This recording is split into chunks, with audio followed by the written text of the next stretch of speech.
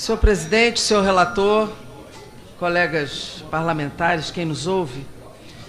Senhor presidente, eu sou muito atenta aos debates da casa e acho que se há algo que ninguém pode dizer é que a casa está blindada da crise política, porque essa é uma casa da política. Então, e é muito triste ver a agressão a este parlamento todos os dias. É uma agressão aos parlamentares, à política, vinda de todos os lados, inclusive do próprio governo e de quem o apoia. Isso é o que é mais regular, é o que é mais frequente, inclusive nas convocações dos atos de rua. Nesse momento, a democracia brasileira está numa situação dificílima. E eu fico me perguntando aqui, quando um tema atinge 200 milhões de brasileiros, fico me perguntando quem somos nós aqui dentro? Quem nós representamos? O que fazemos aqui? Que país está lá fora e que aguarda de nós posicionamentos sobre seus direitos, sobre a sua história, sobre o que está em pauta neste momento nesta comissão e que em breve estará no plenário para apreciação de 503 representantes do povo que chegaram aqui pelo voto popular. Nesse momento, a gente olha para o número de desempregados desse país, entre eles as mulheres com grau de desemprego mais elevado. Recentemente saiu uma matéria onde, entre os jovens de 18 a 24 anos, ultrapassa 40%, segundo o PNAD. Aliás, no norte do país, deputada Perpétua, ultrapassa em muito 40%. E pelo texto da reforma vai piorar, senhor relator, porque as pessoas terão mais dificuldade de alcançar emprego, mas, acima de tudo, as pessoas que já estão no mercado terão mais dificuldade de se aposentar, portanto, quem já está não sai e o jovem não entra. Há uma situação criminosa, porque as pessoas que não conseguem hoje estar no mercado de trabalho ou desistem de procurar emprego, que são os desalentados, ou estão sobrevivendo de bico, abrindo a mala do carro e tentando vender um hambúrguer para sobreviver, ou vendendo qualquer coisa, ou botando um pano no chão e botando o que pode na rua para vender, para sobreviver, levar um pouquinho de dinheiro para casa. E essas pessoas não estão paradas, estão tentando sobreviver. E essas pessoas, para além de serem homens ou chefes de família, as mulheres hoje já ultrapassam 40% de chefias de família. Ultrapassam como mulheres sozinhas mais de 40% chefiando suas famílias. Os filhos da periferia estão morrendo. E eu vejo uma elite desse país, principalmente uma elite concentrada, criminosamente de costas para essa realidade. Não estão nem aí se essas mães perdem seus filhos, se sofrem com isso, se há furto famélico, se as pessoas estão passando fome. Não estão nem aí. E eu não estou dizendo isso para fazer panfleto, para fazer algo dramático. Eu estou dizendo o seguinte: é nesse momento que as pessoas precisam mais do Estado. É nesse momento que as pessoas precisam mais da proteção de uma coisa chamada Estado brasileiro. Foram anos de luta e de batalha para conquistar um texto constitucional que construiu o principal sistema de proteção social deste país, que se chama Seguridade Social Brasileira, que entrelaçou políticas universais chamadas assistência social, saúde e previdência. Não é só o principal sistema de proteção social desse país, é o principal programa de transferência de renda. As pessoas que recebem esse benefício, que estão sob a égide do chamada dignidade humana, ou seja, ninguém pode receber menos do que um salário mínimo, é essa renda que possibilita que as pessoas vivam e até sobrevivam na grande maioria dos municípios brasileiros. É este benefício que faz girar a economia de 72% dos municípios brasileiros. E esse dinheiro volta. Ninguém poupa esse dinheiro, não. Esse dinheiro, quando entra na economia, ele é gasto imediatamente na mercearia do seu João, na padaria, ali na farmácia. Esse dinheiro entra e volta em tributo para a economia brasileira. Ninguém poupa isso, não. Não sobra nada. É esse recurso do benefício da Seguridade Social que entra na economia. É esse. É do BPC, é da pensão, é da aposentadoria. É esse dinheiro. É essa maioria de gente que trabalha, é essa maioria de gente que está simplesmente sendo violentada nesta reforma da Previdência. É essa aqui. Olha, eu tenho anos estudando essa matéria, deputado Samuel, anos. E simplesmente dói muito argumentar e ver que algumas coisas permanecem sob um discurso da chamada política fiscal. Essa política fiscal que coloca como vilão da economia brasileira a Previdência, a Seguridade Social. Isto não é verdade. Isto é falso. O discurso de muitos é hipócrita. A dificuldade da economia brasileira não está na Previdência e na Seguridade Social brasileira.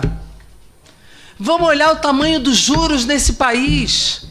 Vamos olhar a política industrial brasileira. Vamos olhar o tamanho da sonegação e das desonerações. Vamos olhar o que se aplica em ciência, tecnologia e valor agregado da economia desse país. Vamos olhar a política monetizada, fiscal, que se fez nesse país durante muitos períodos da macroeconomia brasileira. Vamos olhar qual é a política que se faz de desenvolvimento nacional. O que nós temos visto não é a Previdência tirando dinheiro da educação e da saúde. Pelo amor de Deus, não falem mais isso. Não falem mais isso, são rubricas completamente diferentes. A saúde e a educação têm vinculação constitucional. Não é a Previdência que tira dinheiro da saúde. Nem é a educação que fica com menos dinheiro porque tem dinheiro na Previdência Social e na Seguridade. Pelo amor de Deus, não repitam isso. Isso é básico do orçamento brasileiro. Essa repetição, ela é repetida, mas ela não cola. Ela é repetida pela grande mídia brasileira, mas não é verdade isso. Se o orçamento da Seguridade Social fosse deficitário, a DRU não incidia lá durante todos esses anos. DRU não incide onde tem déficit, só incide onde tem superávit. Então a gente precisa parar de falar que o vilão é a Previdência, que o vilão é a Seguridade. Nunca foi. Esse é o grande patrimônio do povo brasileiro, esse capítulo, que é exemplo para o mundo. O capital é taxado no Brasil, coisa que no mundo inteiro, em muitos lugares, não é. E esse é o grande modelo sustentável que esse país tem. E a resposta que a gente dá aos desalentados, aos desempregados, aos idosos que estão indo cada vez mais para a rua, esse é um relatório da Defensoria Pública, aos jovens que estão desempregados, que estão sem futuro, é o seguinte: vamos tirar mais Estado. Olha, doutor Samuel, deputado Samuel, a capitalização saiu do texto, foi uma grande vitória nossa, mas há uma antessala da capitalização no seu relatório. Os chamados benefícios não programados. Aqui, o que está garantido no regime geral é aposentadoria por velhice e pensão por morte. Mas os outros benefícios foram jogados para a lei. Invalidez, acidente de trabalho, outras pensões acidentárias estão garantidos aonde no seu relatório? Estão colocados para a lei. Quem vai garantir? Está aberto, inclusive, a privatização. Isso é antessala da capitalização. São chamados benefícios não programados. Isso é gravíssimo. E no regime próprio, está garantido no regime previdenciário também só esses dois benefícios. O resto está para o ente pagar. O município, o Estado, a União. Está escrito no seu relatório. O cálculo do benefício é cruel e a média foi constitucionalizada. Isso nunca foi texto constitucional. Isso sempre foi lei. O abono foi rebaixado à linha de corte e foi colocado que ele pode ser até um salário mínimo, inclusive dividido. A pensão por morte só não será abaixo do salário mínimo. Isso nunca aconteceu. Se for a única fonte, senão ela poderá ser abaixo do salário mínimo. Tem redutor para o acúmulo de pensão e aposentadoria. Nós estamos vivendo aqui no texto, de novo, a economia sobre os mais pobres. predomina no seu relatório a economia sobre os mais pobres. Então, por que mesmo essa pressa de fazer valer uma política fiscal sobre o principal sistema de proteção do Estado brasileiro a esta população? Ora, nós estamos vivendo uma situação política no país onde hoje o desemprego só cresce. E não cresce porque o dinheiro está na Seguridade, cresce porque não tem política nesse país para geração de emprego e renda. Não existe isso. Nós temos hoje uma democracia maculada, nós temos hoje um governo que não consegue apresentar uma linha de geração de emprego e renda, nós temos todos os programas, inclusive hoje na infraestrutura, na logística, paralisados nesse país. É porque o dinheiro está na Previdência? É por causa disso? Essa questão do BNDES, que foi aqui levantada pelo deputado que me antecedeu, na minha opinião, também está incorreta. Porque o PIS hoje já faz parte da contabilização da Seguridade. Acaba virando uma maquiagem fiscal. Uma maquiagem contábil, desculpe, não fiscal. E quando esse dinheiro vai para o BNDES, qual é a função desse dinheiro, do FAT? Gerar políticas de emprego e renda. Ora, isso também é uma política para a Previdência. Se eu gerar emprego e renda, eu também estou gerando contribuição para a Previdência. Então, é errado descapitalizar o BNDES para manter no orçamento do RGPS. Está errado, porque gerar emprego e renda é a geração de contribuição previdenciária também. Como também há um problema aqui no custeio que nós precisamos entender melhor no seu relatório, que é o problema da vedação de transferência de fonte no custeio das empresas. Porque hoje a produtividade, se, por exemplo, eu tiver uma empresa com mão de obra intensiva, é uma coisa, mas se eu tiver uma empresa que faz automação e a mão de obra é menor, eu não posso transferir a fonte, pelo que eu entendi do seu relatório. Eu não posso transferir a fonte, por exemplo, para o faturamento ou para o lucro. Está vedada essa fonte pelo seu relatório. Então, deputado Samuel, a minha preocupação aqui não é nem entrar em cada ponto, porque isso nós vamos apresentar especificamente. Eu até tentei apresentar pela assessoria, mas não pude, para dar o documento para a sua análise antes da apresentação da sua complementação de voto. Mas há aqui vários pontos. Transição. O senhor apresentou uma alternativa, mas o conjunto das transições está muito complicado. O nível de desconstitucionalização para o serviço público é brutal. Vai tudo para a lei ordinária, que pode ser medida provisória lá na frente. A questão da pensão, a questão dos rurais, na minha opinião, não está completamente resolvida. Porque o parágrafo 14 do artigo 195, ele diz a possibilidade de definir contribuição por categoria de segurado. O rural não está excluído disso. Os estados e municípios aparentemente estão fora, mas não estão, porque toda a parametrização do serviço público está definido neste texto. E há uma questão da área do regime próprio que é um filé mignon para o sistema financeiro, um filé mignon. Porque hoje todo o regime, a previdência complementar do serviço público é de natureza pública. No relatório, abre a possibilidade de privatização da previdência complementar do serviço público, que pode ir para o sistema financeiro aberto. Isso é um filé mignon para o sistema financeiro. Eles já devem ter adorado. Aliás, tentam isso desde Fernando Henrique Cardoso. Nunca conseguiram. Nunca conseguiram. E aqui agora está colocado de natureza aberta. Michel Temer tentou, não conseguiu, e agora está no seu relatório também. O que eu estou tentando dizer com tudo isso, deputado Samuel? É que nós estamos no momento errado, na hora errada, com a proposta errada, tentando fazer algo que o país não merece, que a sociedade não merece, que principalmente a população mais pobre não merece. Esse é o momento da gente se preocupar em fazer políticas de alteração tributária no Brasil, de fazer políticas de desenvolvimento nacional, de preservar a soberania desse país, de apostar na ciência e na tecnologia para colocar valor agregado nos nossos produtos, de apostar na infraestrutura, de apostar na logística, de apostar no setor produtivo, da gente apostar em fazer, de fato, projetos que desenvolvam emprego e renda, de gerar emprego para essa população, de gerar expectativa de futuro para os jovens, de fato, apostar na universidade, no ensino médio, no ensino fundamental, de garantir políticas universais em cima de um orçamento sem a emenda 95. Vou lhe dizer, nós podemos hoje arrecadar 3 trilhões, nós não podemos gastar, porque a emenda 95 proíbe gasto em custeio e investimento. Nós precisávamos virar a página da reforma da Previdência. Essa reforma agora ela não é bem-vinda. Ela só prejudica o povo e os trabalhadores. Ela não traz mudanças estruturais no Brasil, ela não vai resolver nada. Ela só vai prejudicar o povo pobre. Ela só vai impedir o alcance da aposentadoria e quem alcançar vai ganhar menos. Ela não vai resolver nenhum problema fiscal nesse país. Muito ao contrário, nós não estamos resolvendo problemas estruturais da economia brasileira. Então, nós da oposição vamos trabalhar de fato para derrotar essa reforma. Esse é o que nos resta, porque ela não vai resolver o problema da população pobre, ao contrário, vai agravar. No Nordeste desse país, a expectativa de vida para os homens não passa de 69 anos.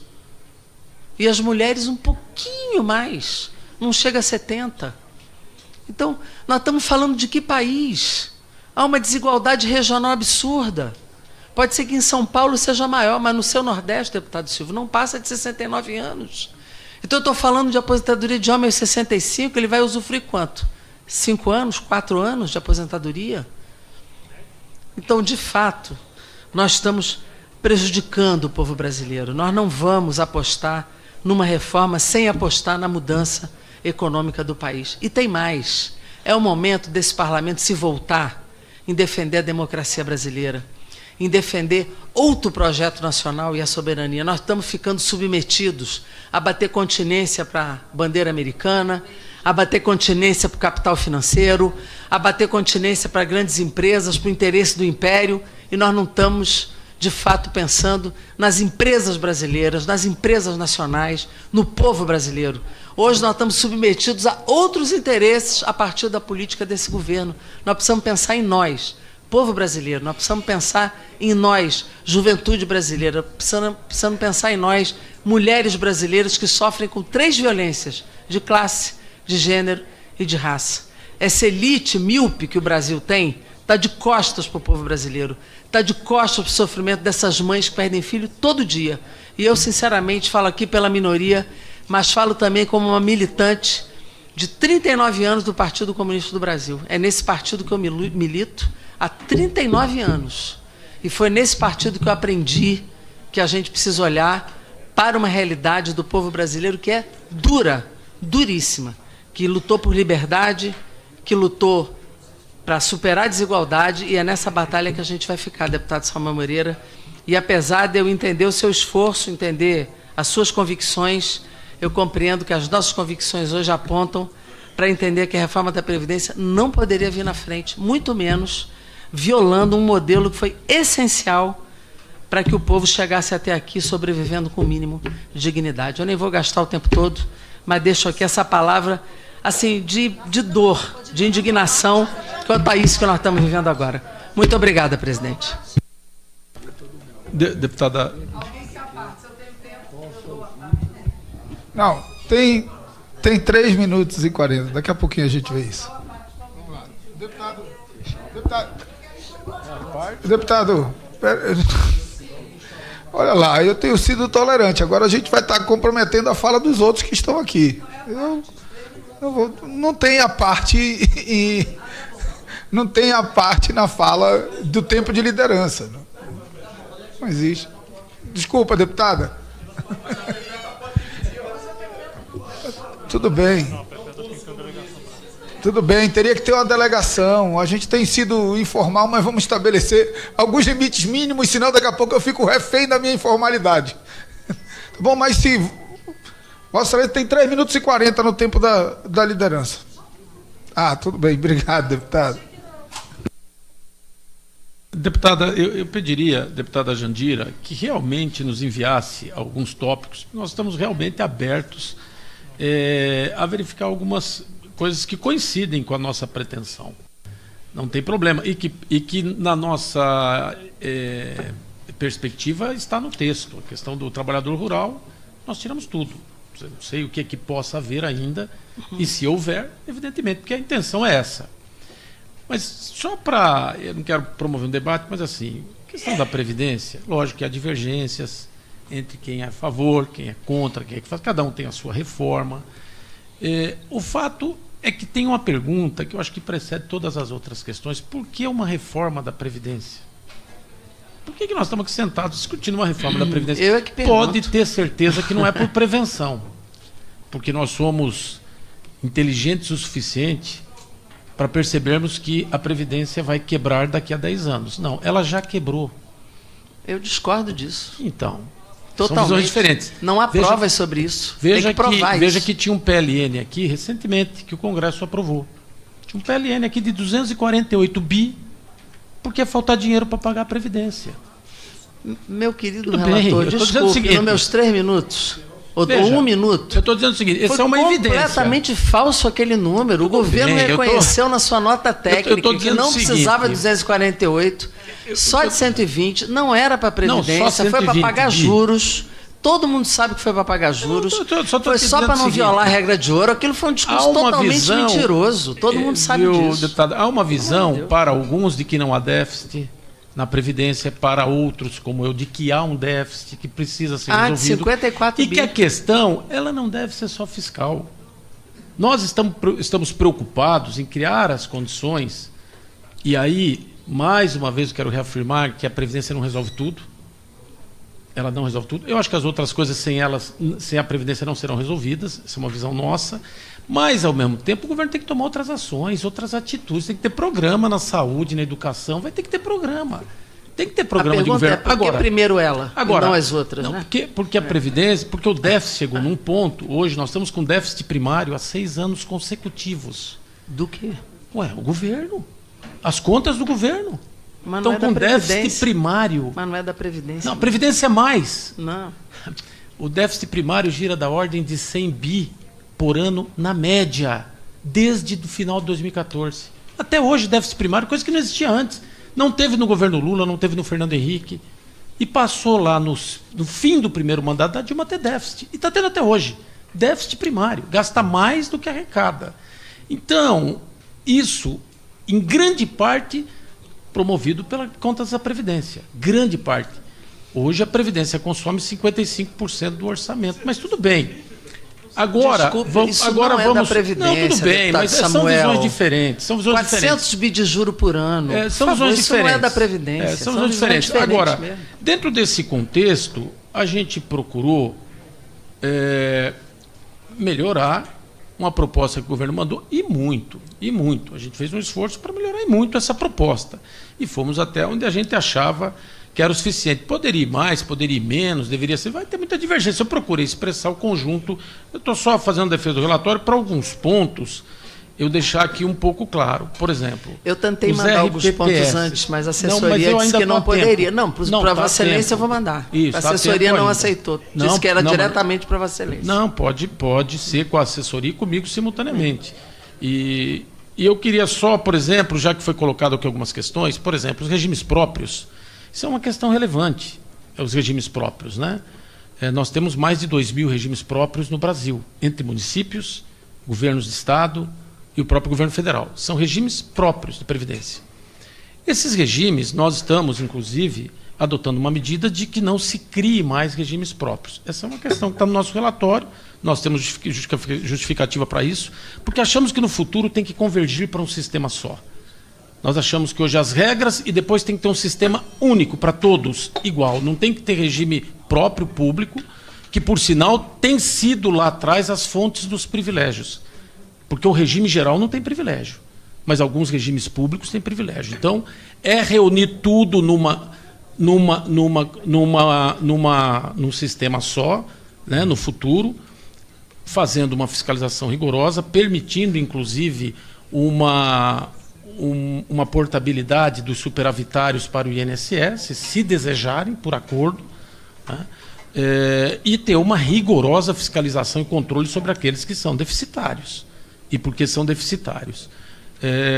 Inclusive impedindo a transferência de recursos voluntários do governo àqueles que não tomarem providências com relação aos seus déficits e que não tiverem o certificado de previdência, para dar uma organizada nesse sistema.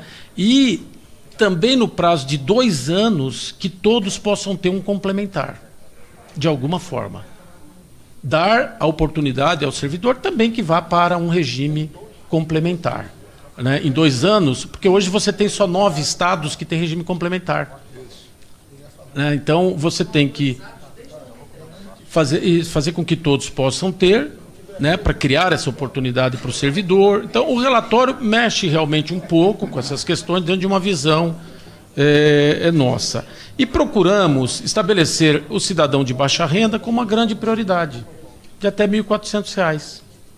Essa é a grande prioridade. Evitar de não mexer nessa reforma com a vida dele. Né?